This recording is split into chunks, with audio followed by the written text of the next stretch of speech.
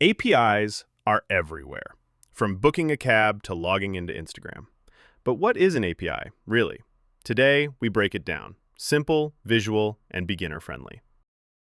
API stands for Application Programming Interface. Think of it as a bridge that lets apps talk to each other. Just like a waiter takes your order and brings your food, an API takes your request and brings back the data. When you log in using Google or Facebook, you're using their login API. When you check weather on your phone, that's a weather API. Behind the scenes, thousands of APIs are working.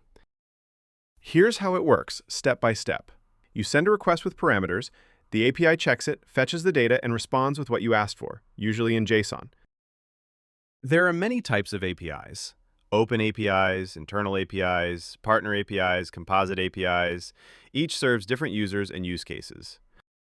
If you're a developer, content creator, or even a business owner, APIs let you connect, automate, and create faster than ever. It's a must-have skill for 2025. Tomorrow, we'll show you how to build your own API key system from scratch using AI. So hit like, subscribe, and join us for part 2. Enjoyed the video? Don't forget to like, share, and subscribe.